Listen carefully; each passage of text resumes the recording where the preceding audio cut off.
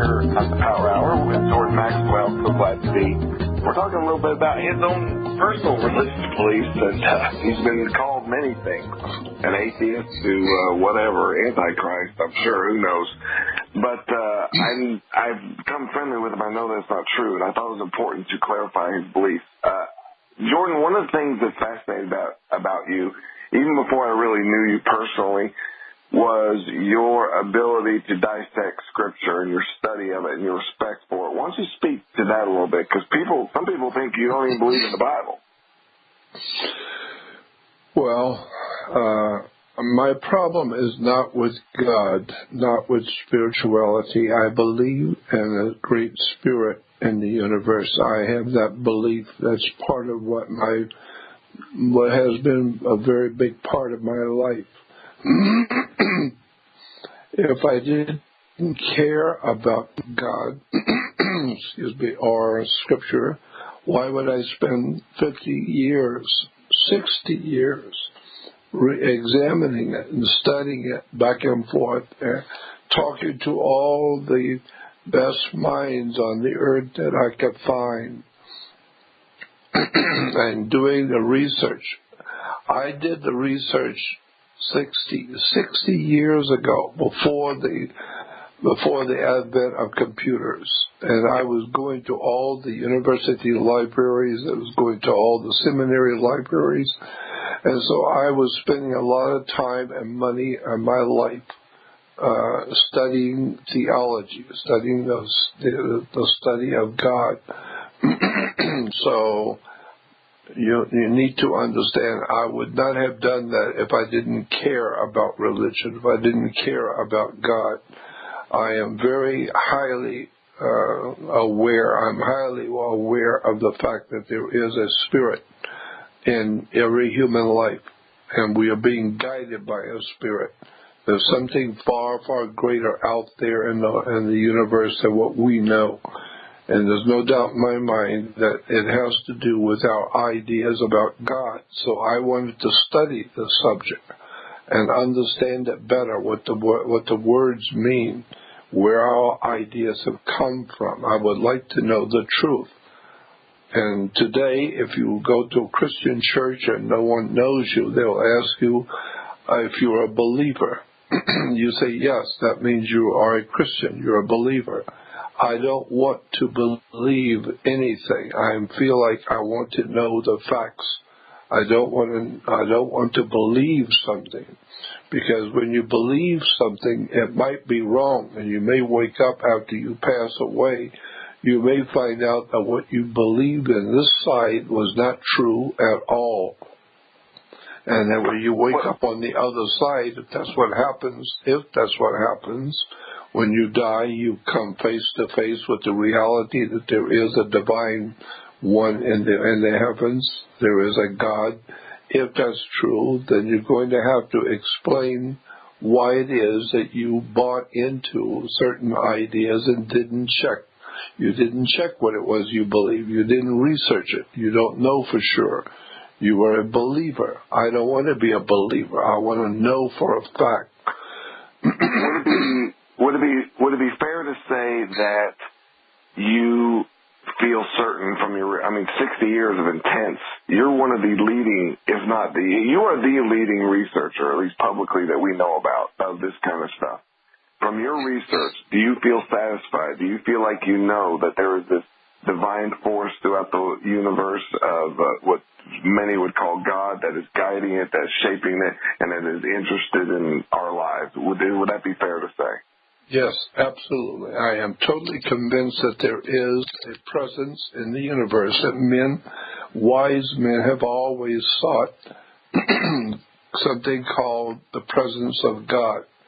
I don't know what it is, but I do know that it does exist because I see evidence of it every day in my life. It's because of the things that I have experienced tells me that there's a higher intelligence in the universe. I've had too many personal experiences that prove it to me. So when people ask me if I believe in God, I say, no, I don't believe in God. I know there's a God. I don't have to believe. I'm sure there's one, and I'll tell you why. And then I tell them some experiences that only the belief in a God would explain it. There are too many things on this earth that are unexplainable unless there is a higher intelligence.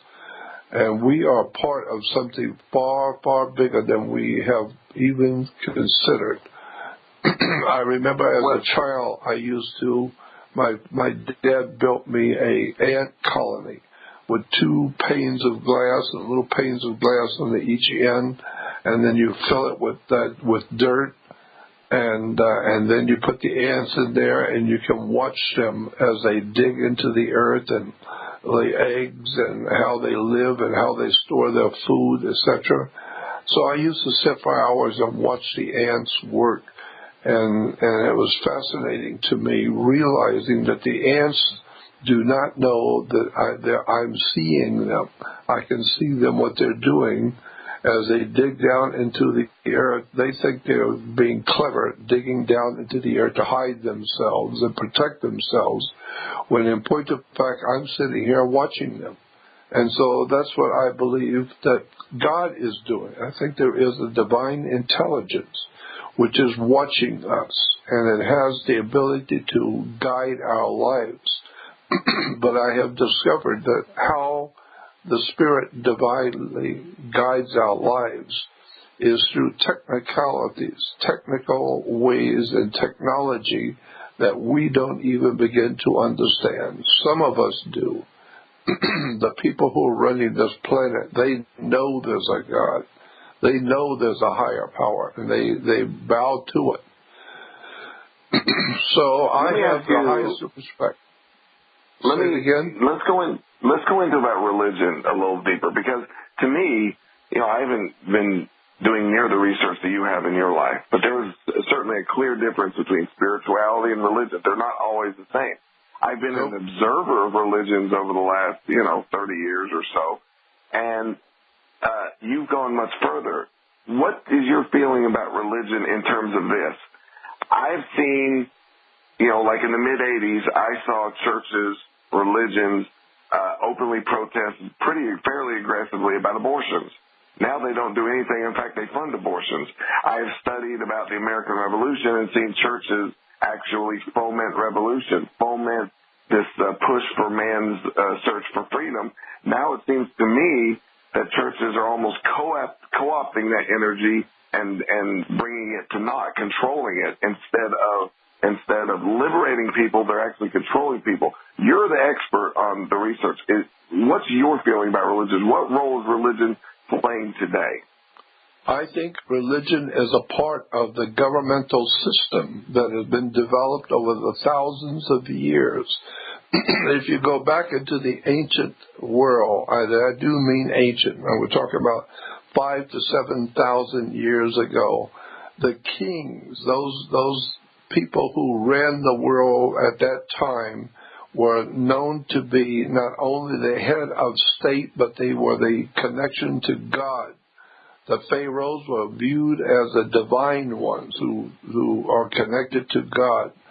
The Holy Father today in Rome, he is connected to God. He is called the Holy Father. He's the main God Father, if you know what I mean. And so I understand where religions have come from. I know that nobody develops their ideas in a vacuum. Everybody is borrowing from somebody else ideas and concepts. This is what science is all about. One scientist finds something important, and other scientists look at what he found, and then they go into that subject deeper, and they find more things, and 100 years later, more scientists are being born, and they're coming in and looking what those people have found. And this is the way we progress. We're building on top of each other's shoulders. We're building on the research of other people. This is why I'm referred to as a researcher. The word is R-E, means do again. I'm not a searcher. I'm a researcher, meaning I'm looking at all the ancient peoples of the world, what they believe, what the Hindus believe, what the Arabic world believes, where the Bible comes from, all these different belief systems, what do they all amount to, and where are the ideas coming from? You need to realize that you are born into a world that you had no idea about when you were born, a baby. You have no idea in the world. You happen by chance to have been born in a place where you were, and therefore the culture of the people in the area in which you were born dictate what you're going to know and understand and believe. I'm saying back off of that. Say it again. There's the music. On the other side, we'll continue this discuss with Jordan. We're going to get into some of his research also. Stay tuned. JordanMaxwellShow.com is his website. When you go back and you research thousands and thousands of years, 250 years doesn't seem that long ago. It wasn't that long ago that America was different, and the contrast between the colonies and America today is really stunning. I've talked to Jordan, at length about this different times, but I wanted to ask you, Jordan, the churches today, to me, the major churches seem like a control mechanism more than a liberating force. The churches in 1770s were just the opposite. They were, many of them anyway, were liberating forces against the Anglican Church, against the Catholic Church. They promoted revolution. They promoted picking up a gun. I mean, can you imagine this? They promoted picking up a gun and shooting the government. I mean, think about that. And we've seen such a difference. The Declaration of Independence, of course, probably the greatest moment in recorded history, outside of the Messiah and all those type of things. But contrast a little bit about early America to today and why are we different? Well, we've been brought up, like I said before, when you're born, you come into this world unlike animals. When animals are born, they instinctively seem to know where they are, what they have to do, and they follow an instinctive atmosphere. They just basically know what they need to do. But babies, when a human is born, it depends completely on the parent, on the mother, to take care of it. It doesn't know that it's alive. It doesn't know what he's doing. All of a sudden, he is experiencing life. And as you grow up, you begin to accept everything around you. You just accept the way things are, and you accept the life that you live, and who your parents are, and who's in charge of your life.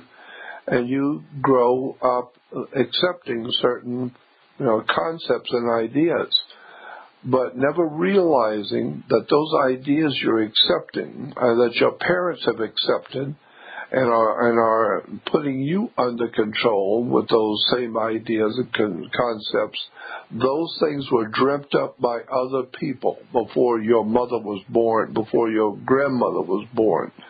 Other people were in power, political power, and had money, and they decided what they wanted you to be like. And so you have grown up in a world that was made for you, designed for you. So when you're born into a system, and you operate within that system, or you don't operate at all.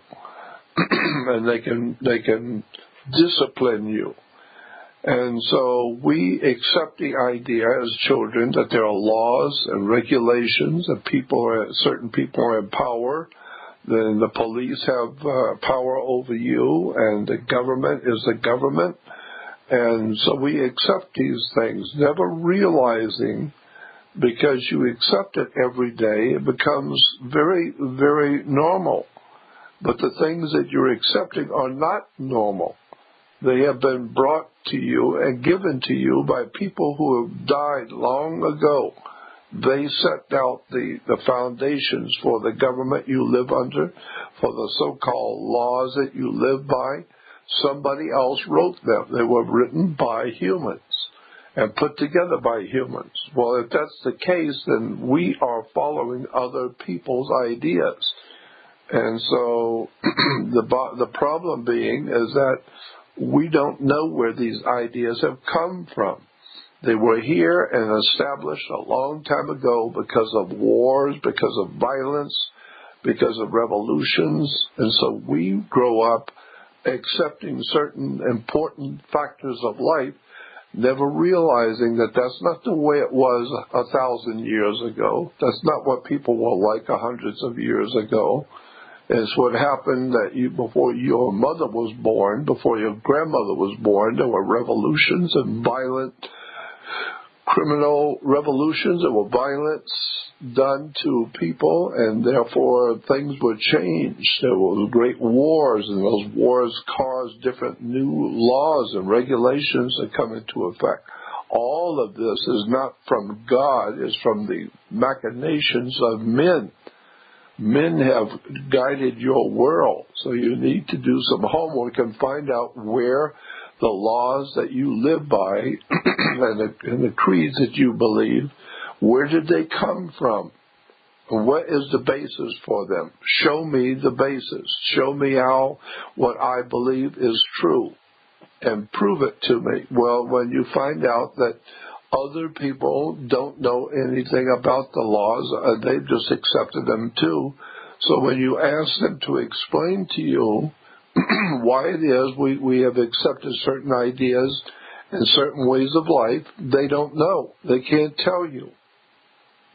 And so I realized that as a child, I would ask adults questions that they couldn't answer, that they would not give me a straight answer on. And the other problem is that when I ask questions of different adults, everybody had a different opinion. And if you go to, and I started going to different churches with my friends when I was a kid. I wanted to know, and I figured that there is some kind of a knowledge in the world that I need to know. And so I figured I'll go to one church and look for knowledge. And so I would go to one Protestant church. I was born a Catholic. I realized that the Catholic Church cannot tell me anything, because the priests, no matter where you go in the world, all Catholic priests have a different idea. They have a different understanding. They're supposedly speaking together as one people, but they're not one. Every church is different. Every church has a different idea about things. And when you get into Protestantism, all the Protestant churches have a different idea, a different concept of where things have come from. So I started doing my own research. I figured the only way I'm going to find out is if I do the research myself.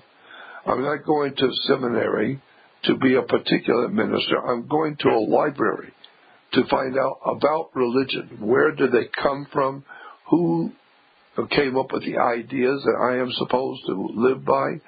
And when you do that, you begin to find out things that you were never told before about your church and about your religious beliefs. Ultimately, it has to do with the fact that you've never been told the truth about the idea of God. And I do appreciate people who do care about God. My mother was very devout in her worship and in her feeling about her spiritual connection to God. And I have had the greatest honor for that. I love my mother and I love my family, and I have the highest of regard for people of faith. All I'm suggesting is that you might want to, before you leave this world, find out if what you think you believe is true. Because if there is an afterlife, I don't know, I haven't been there. You have to know that there's something on the other side you better investigate. There's the music. On the other side, more Jordan Maxwell. JordanMaxwellShow.com website. We've got a great offer and great opportunity to just decades and decades of research that you can access. And we'll get into the Bolsheviks, the origin, how they're operating now. Stay tuned. We're talking to Jordan Maxwell about current events and non-current events, obviously. Jordan, lately we have seen the Democratic Party, and we're not partisan here really, but we're American. But the Democratic Party seems to be entrenched in some kind of Bolshevik tactics nearly every day. Would you address that a little bit? Yes, as a matter of fact, if you go back to the founding of communism, when it took over the Soviet Union, it took over Russia and called itself the Soviet Union. It was actually originally called the Bolshevik Revolution, and later on it became known as the Communist Revolution. And that officially the Soviet Union was called the People's Democratic Republic of the Soviet Union. We have something called the People's Democratic Republic of China, the People's Democratic Republic of North Korea, the People's Democratic Republic of Cuba. All communist countries were referred to in law as the People's Democratic Republic. And this is why today we have a democratic republic. It's a People's Democratic Republic in America. We are a actual communist operation today in America. We were told by the communist leaders many years ago, Khrushchev said, we were going to take you over and you'll never know how it happened. You'll never see it coming and you'll never know how it happened. Why? Because we're not well read. We don't look at the history of the world and see the march of world powers, how the words and the terms and the ideas, where they've come from. We don't know any of that. All we know is what we see on television and what we read in the newspapers. And the newspapers and television is called media, and certain people own the media. They own the television and radio stations. And they're telling you things they want you to know, not the real truth about what's going on. They tell you things to make you into a democratic republic, a communistic, democratic, Marxist-Leninist operation in America. That's what we are today.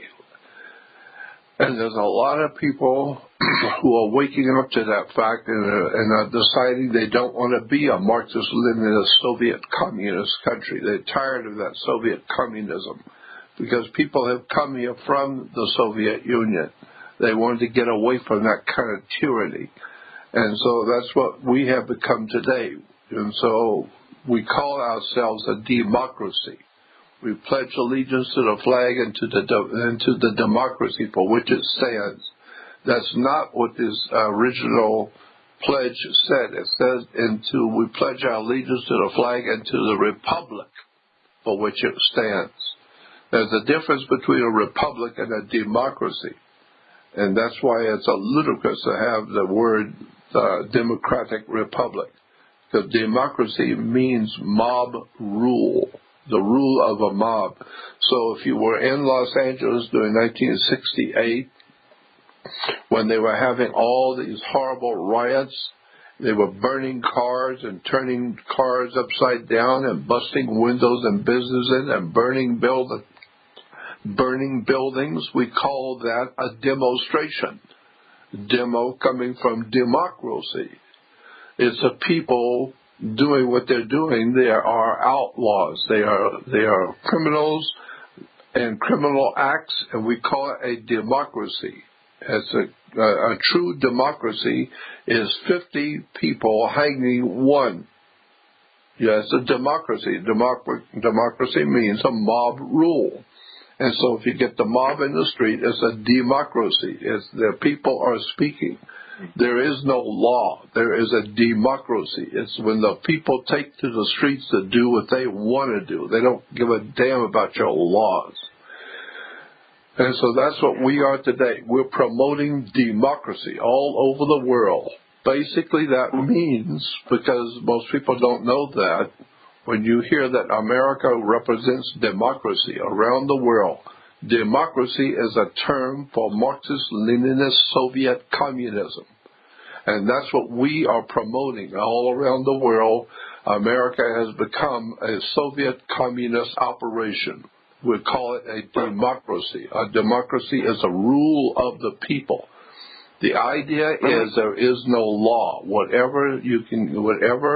whoever the public votes for, they get. And so whoever gets voted in a democracy claims themselves to be God, Almighty. They are the Almighty God. They can do anything they want because the majority of the people want them in, so they can do whatever they want. They don't have to abide by your laws.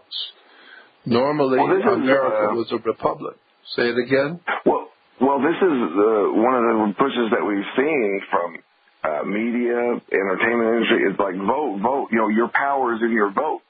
You know, if you look at it another way, it's here. Turn your power over to us. Here, vote for us. Give us your power. Hey, go out. It's cool. Go give your power to us so that we can spread democracy, like you said.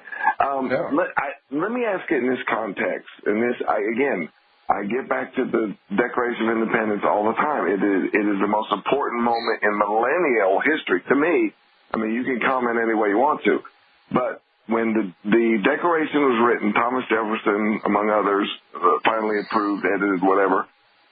From that point, a republic came out of it, and now we hear politicians, they don't hardly use the word. It was stunning to me that Donald Trump used the word republic so much, or he even mentioned our God-given right, and that we don't worship government, we worship God. I couldn't believe it. I couldn't either. I've never heard such a thing like that. Never heard such a thing. Country. Never. And I know. We've seen so many politicians, they always say, Obama especially, democracy, Hillary Clinton, democracy, many Republicans also, democracy. How unique was that moment, the Declaration of Independence?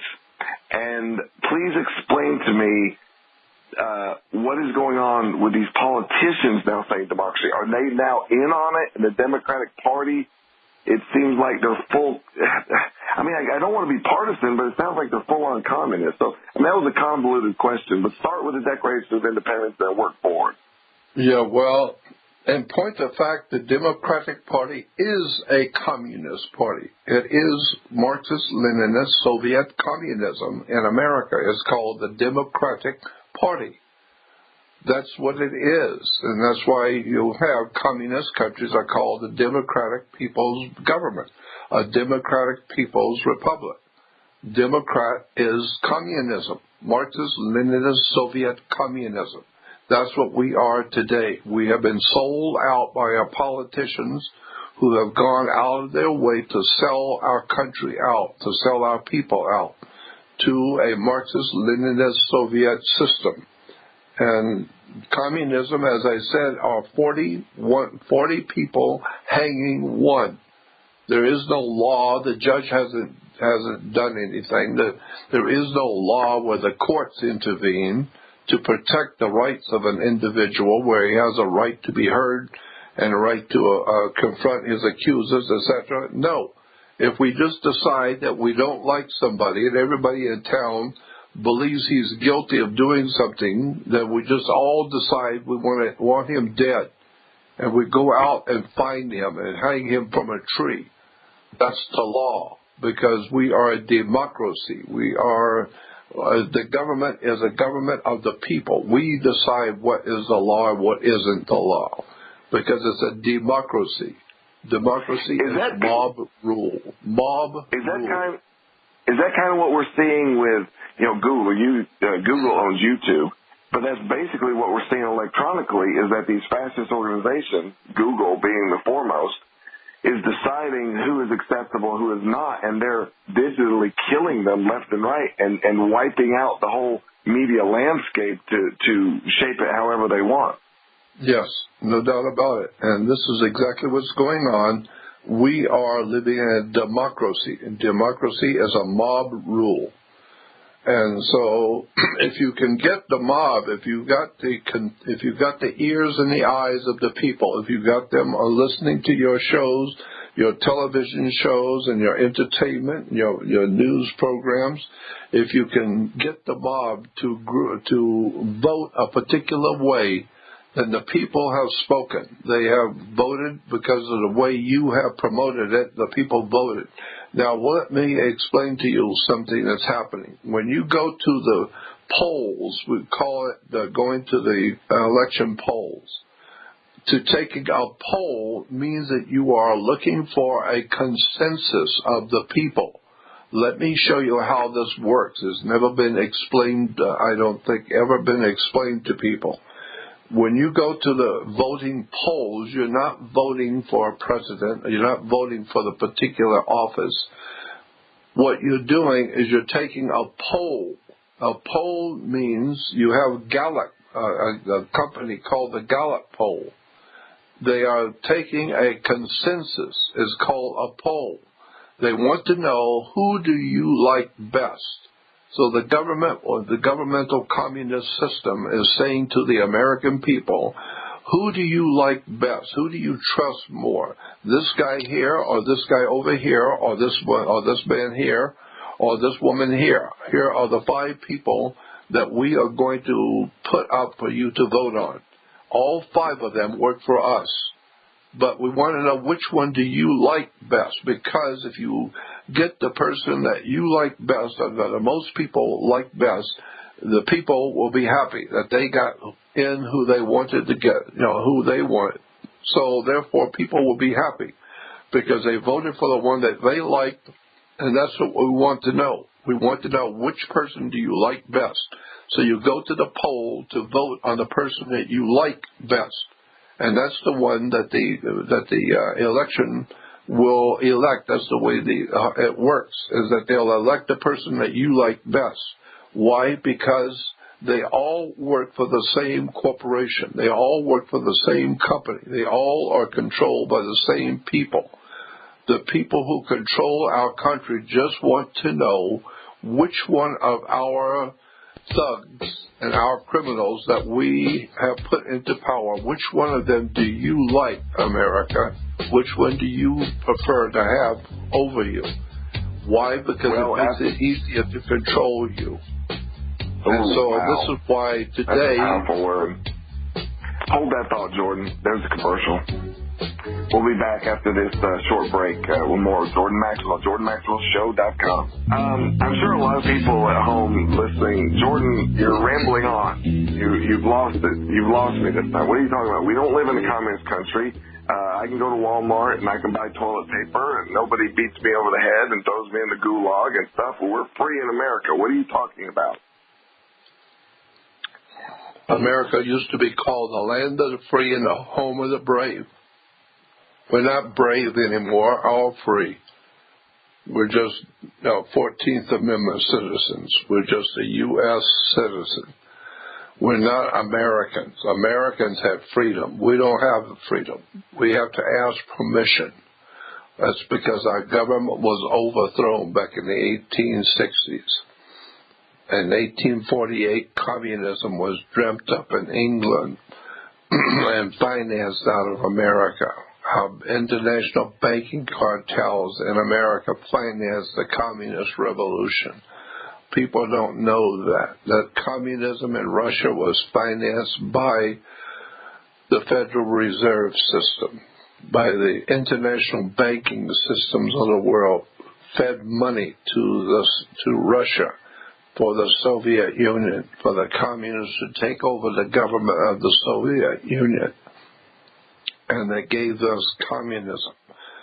I remember reading many years ago, back in the early 60s, that there was a magazine called Argosy Magazine that had an article about how the Federal Reserve sent the plates for American money that the Federal Reserve uses to print our money. They sent those plates to Russia to give them to V.I. Lenin and Trotsky and all the fathers of the communist movement in Russia, because the Russian people were broke. They didn't have any money. And so the communists came in. Well, the communists had less than the Russian people. They came in with nothing. They had no money to pay their troops. They had no money to feed their people. They had no money to do anything. But they wanted to set up the communist revolution in Russia, but they didn't have any money. And so the Federal Reserve had to send over plates because it would look very strange if the Federal Reserve was sending hundreds of millions of dollars every month to Russia to finance the Communist Party. That would be too obvious. And so what they did is they sent over the plate so the Russians could make them could print the money themselves.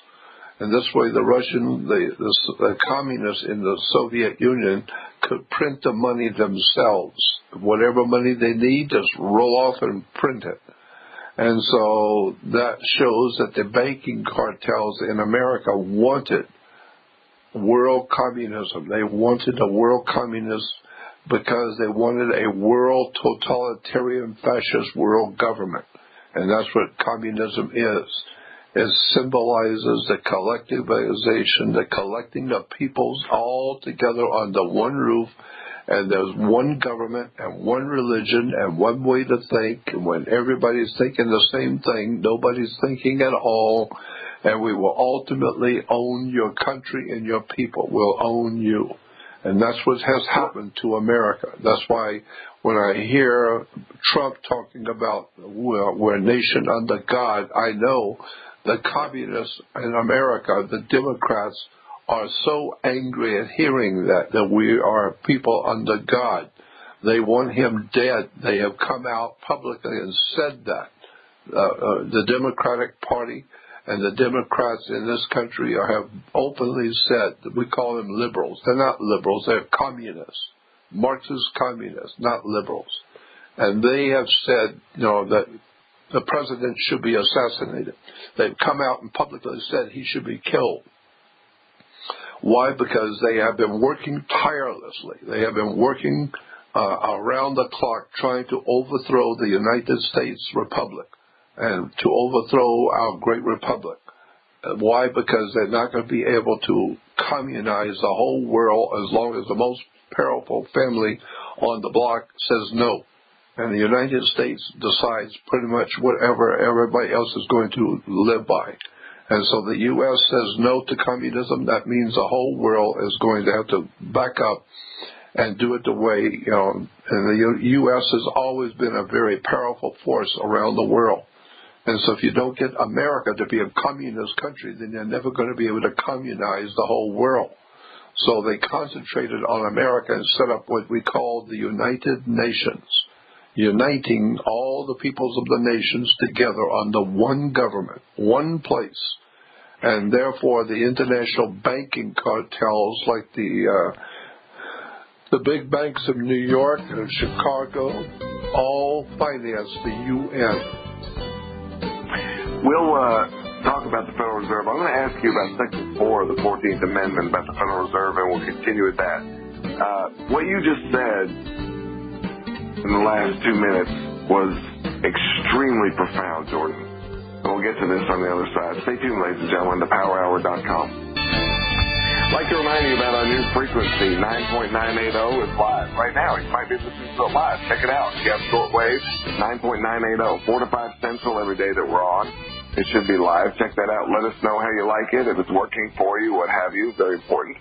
Also, Veterans Day is coming up. We want to support our veterans. I know Robert Redford's products are on sale. We're going to go extra on a lot of veterans because of PTSD and various things, stress, what have you.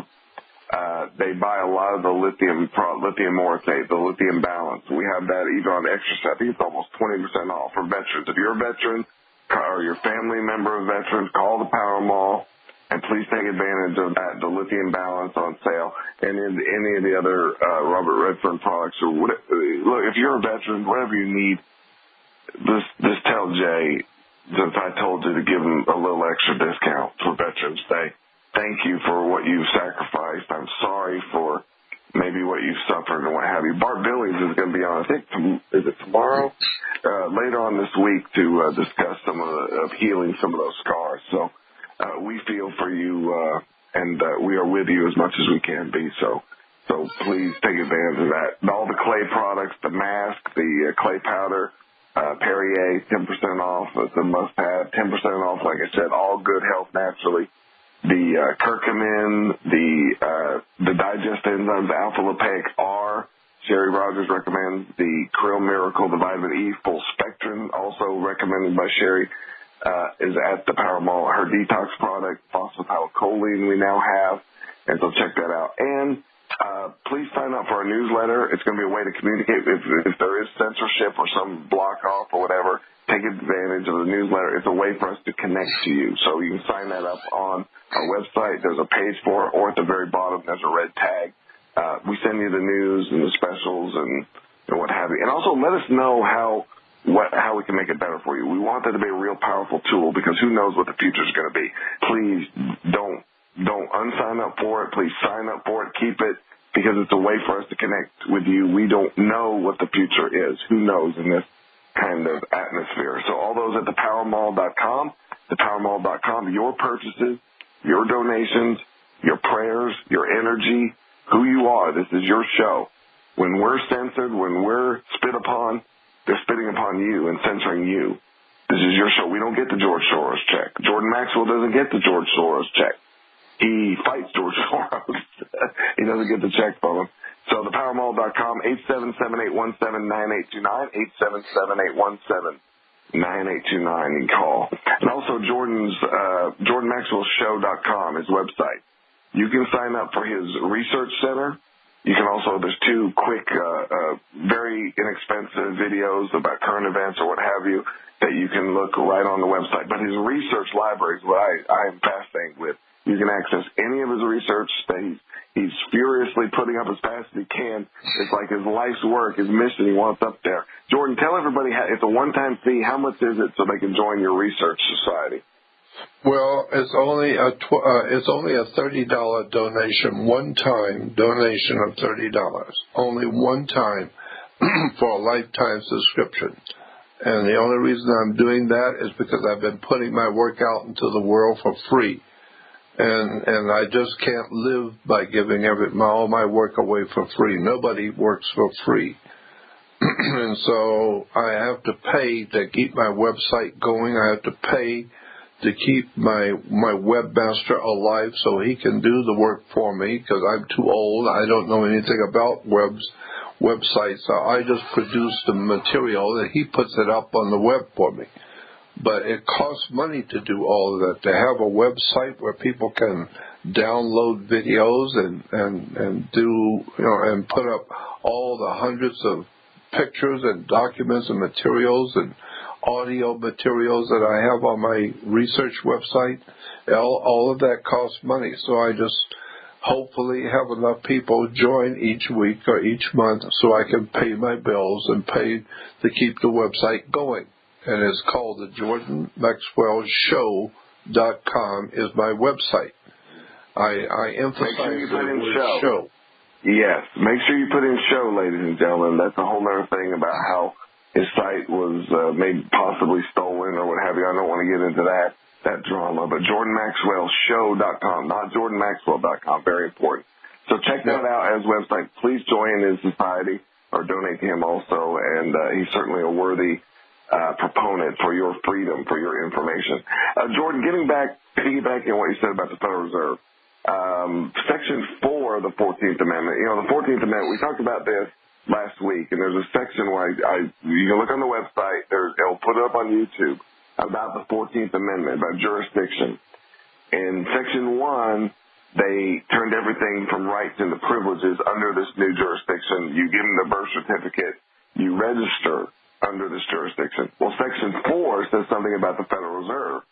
The validity of the public debt of the United States authorized by law, shall not be questioned. This is why the Federal Reserve has never been audited, ladies and gentlemen. Speak a little bit about this in context of what you were saying earlier about the Bolsheviks in Russia. Yeah, you cannot audit the Federal Reserve because the 14th Amendment says you don't have a right as a U.S. citizen, maybe as an American, but you're not an American. America doesn't exist any longer. We are a U.S. citizen. A U.S. citizen, if you look it up in the dictionary and bother to do some research on what is a U.S. citizen, it's an employee of a corporation called United States Incorporated.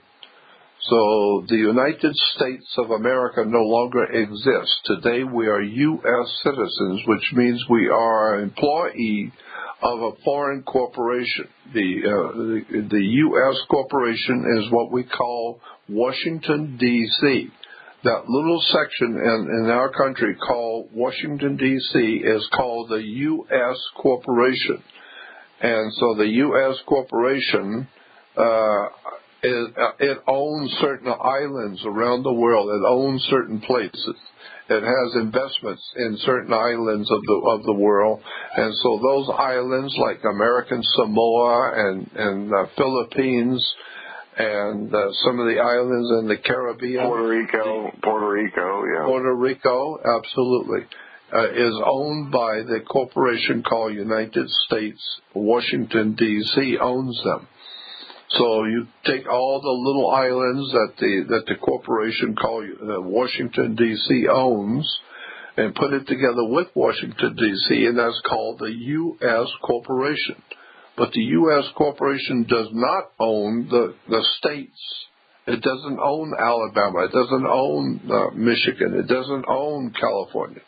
It only owns the corporation, has its headquarters in Washington, D.C.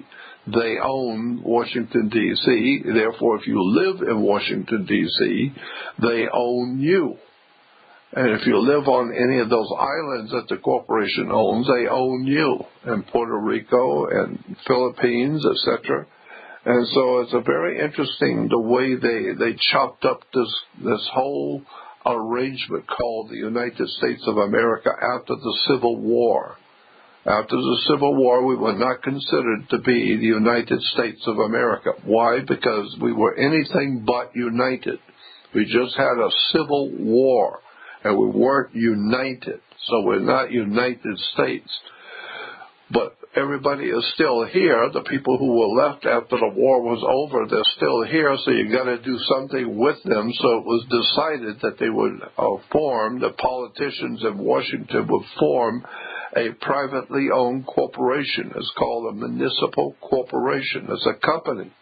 And they called it the United States Corporation. It's a business. And therefore, if you are a U.S. citizen, that means you are an employee of the U.S. corporation, a company. And this is why you today are called a U.S. citizen. You're not an American.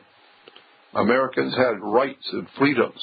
We don't have any rights or freedoms. The only people who do not understand what I'm saying, and they think America is the same country they were born, that was around when it was founded, the only people who believe that are the people who have never had any dealings with the United States government. Wait till the Federal Reserve comes in on you. Wait till the Internal Revenue. Wait till the police come knocking on your door. Then you're going to find out for the first time you are owned by a corporation. You have no rights whatsoever, period. So you don't tell a judge in a courtroom that, you don't plead, well, I have a right, because the judge will tell you, in this courtroom, you got no rights. The only right you have is to sit down and shut up, and I will tell you what the law is. You're not under law. You're under this court. We'll decide what you can do and what you can't do. That's why you have in New York, you have a Statue of Liberty, not the Statue of Freedom.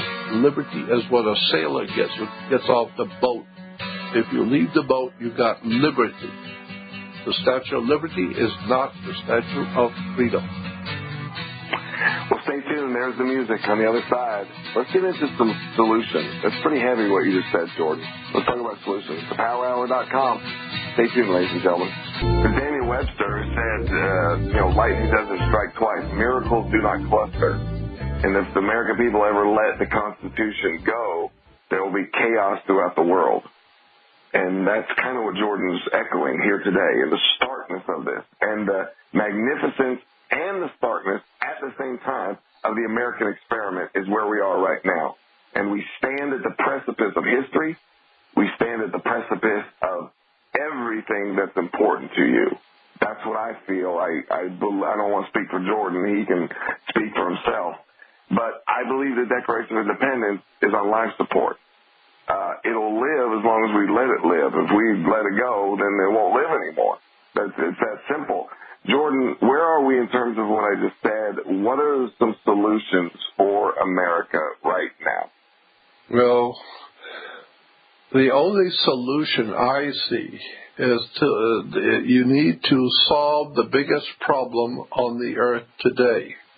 And the biggest problem that America faces is ignorance, ill-informed, unread ignorance. People have no understanding of government. They have no understanding of where money comes from, about how the government actually works. There's a lot of good people in government that are just going along to get along. They just do what they're told to do, and they get their paychecks. The military was put into power. The military was brought into power in this republic to protect the people's government. They were brought here to protect the people and to protect our government from all robbers and all criminals in the world that want to destroy our country. That's what the military was brought here and prepared to do, is to stand to protect the American people.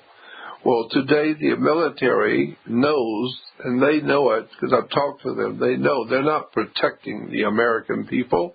They're not protecting the American Republic. They're out doing all the jobs of the bankers that own our country, who have taken us over, and they are out representing the international banking cartels to beat the people up around the world. They're not doing anything to protect our country. They're not doing anything to protect the American Republic. They're not doing anything to protect our Constitution. The American military are doing nothing to protect the American people, period. And this is why I think it's so incredible when I hear governmental suits saying, you know, we support our troops, we support our boys, we support our troops. They're not our troops. Those troops work for the international banking cartels that pays them. So they're not our troops. They're not Americans defending America. They're all over the world doing what they're told to do by the Henry Kissingers and the Zbigniew Brzezinskis and all the other Marxist-Leninist murderers and bloodletting murderers that are war criminals that work for the international banking cartels. That's what our troops are doing. They're not doing anything to protect the American people. They themselves are not being protected. So I was in. Let me piggyback. Let me stop right there 1 second. I was in a group of people over the weekend, and I'm just getting to the point. I don't even care anymore, Jordan. I'll just go ahead and I'll blurt out stuff off. I don't even care. We were talking about something about the government, about the CIA got up, and I said, the CIA, who do you think the biggest drug dealer, the illegal drug dealer in America is? And they looked at me like I was cross-eyed or something. I said, the CIA is. How do you know that? My God, what do you mean, how do I know that? God almighty, it's self-evident, isn't it? Anyway, go ahead. As a matter of fact, the CIA is involved in so much of our life that we don't even know it. Like the Nabisco cracker company that makes the crackers. What is it? What's the name of that cracker company? Nabisco. Rit. Yeah, Rit. Yeah. Okay. Well, then, if you go and get the Oreo cookies are made by Nabisco. Look at the symbol stamped on every cookie. Look at the symbol. It's around the circle of the cookie is a Knights of Malta. The Masonic Knights of Malta is stamped on the Nabisco. And I've heard banking people, international bankers, talking about the corporations that the CIA have set up and organize and direct and finance. Nabisco was one of the CIA operations, and that's provable because look at the Nabisco, what's the name of their cookie? Oreos. Look at Oreos, yeah. Yeah, well, look at the symbol stamped on the Oreo cookie. It's a Knights of Malta Masonic symbol. The Knights of Malta are the people who run the CIA. It was founded by the Knights of Malta. If you don't know anything about the Knights of Malta, then you don't know what's going on in your government. You don't know who is the power behind your government. It's the Knights of Malta. Knights of Malta are CIA. It's the Vatican. We got a couple minutes left, and the Vatican. We got a couple minutes left. I don't mean to cut you off. Well, I do, because we only got a couple minutes. Again, getting back to the question, are you saying that the solution is then that some segment of this country must get aware and informed and not just sit on that knowledge, not just sit here and complain and bitch about something, but actually do something about it? Is that what the solution is? Absolutely. The solution is to wake up and learn and understand and research for yourself where your country is now and where it's going and what the words mean, and then do something about it. Don't just understand it and drop it and leave it alone because you're part of the problem. What do we do, Jordan? We need to wake up. Jordan, what do we do? Do we go to our relatives and just basically just pester them to death until they wake up, till they shake out of their coma? Do we go to our neighbor? I mean, what do we do? Is it that? I mean, is it Paul Revere time? You know, to arms, the British are coming, the British are coming. I mean, is that where we're at? Yeah. What were the British called? The British were called the Redcoats. Redcoats? Oh, man. They were the Reds. Yeah, China, Red Chinese, Red Russians. That's right. The Red Chinese, the Reds. The Reds go back to Roth, R-O-T-H in German, the Rothschilds, the Red Shia. The Reds are coming. Yeah. The Redcoats are the British international banking cartels that finance the Communist Party and are overthrowing our great republic, and the people are ignorant, ill-informed, and unread and don't realize what's going on. They need to wake up and do something about it. Ladies and gentlemen, I do not want you to feel desperate. I do not want you to feel depressed. The power was given to you. Dominion is given to you. You take it. You notice that they're not, you notice they need us. They need our approval of this. They go as far as we let them. The most important word in the future for you and your family may be the word no. No. And stand on that by Almighty God in the universe. God bless you. Have a great week, and we'll talk to you tomorrow. Jordan, thank you, my friend. God bless you. Thank you. We'll talk later.